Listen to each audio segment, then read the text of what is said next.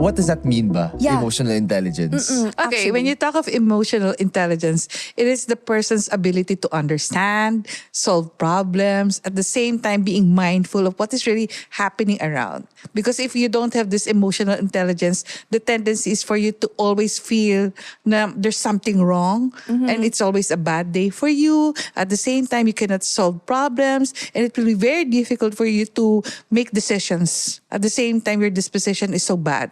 So really, you really need this emotional intelligence. How do, no, sorry. We were talking about this beforehand. Yeah. Is emotional intelligence the same as EQ? It's part. It's part. Yeah. EQ, when you talk of emotional quotient, actually it's more of the scale, the score for having an emotional intelligence. Yeah. Like if you said IQ, you have intelligence, but then how to measure it, it's IQ. But when you talk of per se, it's just intelligence. There's no scale saying, you have 140 EQ or emotional intelligence. When you say you have 140 emotional intelligence, it's emotional quotient. Parang ganun. Oh, it's your how to measure it. Yes, it's measurement. It's very easy for you to have an emotional intelligence, pero you cannot measure it. So the best way for you to measure it is to have an emotional quotient. And then for emotional quotient, because I know the word EQ gets thrown a lot, but since we could be technical here, there really is a number to measure it? Actually, there are checklists or even tests to assess what is your emotional quotient. Oh. It's a standard test. Nice. Oh, we've never taken such tests. I don't need to take mine. Oh, really? Because I already know the result. Diba? That actually, in fairness, I really think my husband has kind of a high EQ. Kind of ba? Binitin mo pa? I'm not giving it all to you, babe. So, medyo mataas naman EQ niya. But I do get the term na parang baba ng EQ niya. Diba? People say that, right? The mere fact that when you say that the person has a high EQ, it's the person's ability to understand and solve problems. So once you'll be able to solve problems, mataas ang EQ. Mataas ang emotional intelligence. Okay. Yan. Bakit? Focus frame, zoom in.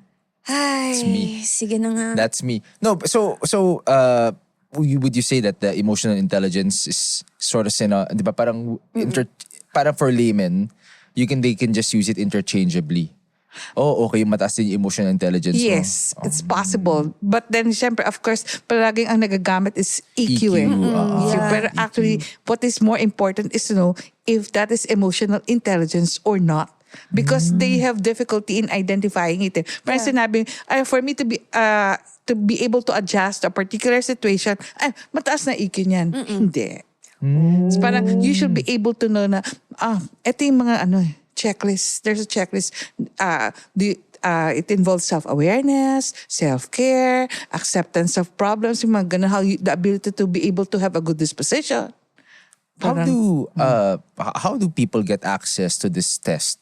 Actually, the psychometrician will be able to give you possible tests. And since they are standardized tests. Nice, So, okay. ganun. Kaya lang, it's so difficult, syempre, parang it really depends if there's a need for it. Especially if you're experiencing some mental health issues. That's the time that you'll be able to to be able to assess yung emotional intelligence. Although there are some standardized tests na parang they have more or less some checklist for that. Oo. Especially pag sa senior high school or yung once you enter college, parang it's part of the personality questionnaires. Parang ganun. Ito ba yung, so it's actually like a written test, no? Did you have that before? I'm not sure. Probably something like something from college. Yes, probably mga personality test. Parang ganun. during homeroom or guidance? Siguro. Di ba? Yeah, but I'm not exactly 100% sure. Yeah, because you never listen in class, right? Fine. Another word that gets thrown around when you talk about emotional intelligence, emotional quotient is empathy. Okay. Diba? When you What does that mean naman? Okay, when you say empathy, it's the ability to understand one's feelings. That is different from sympathy. Kasi parang kung minsan sasabihin na, you'll be able to sympathize. Parang, hindi.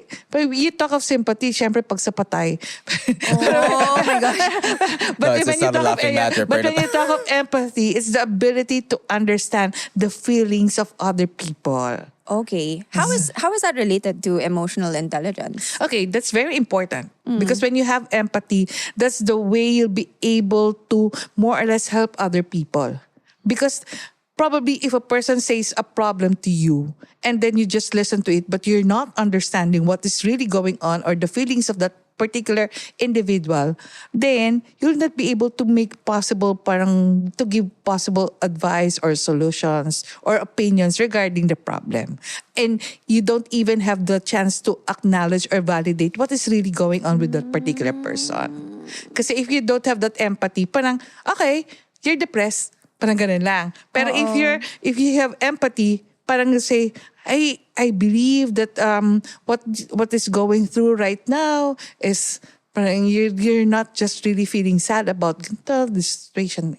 Improve your mental health so you can have it all and have it all at home with PLDT Home Fiber Only All 1799. Get everything you need now in one upgrade. Enjoy unlimited internet speeds of up to 200 Mbps that comes with a special entertainment bundle plus more exciting promos and giveaways monthly. Visit pldthome.com/fiber-upgrade for more details. Hi, I'm Camille Garcia.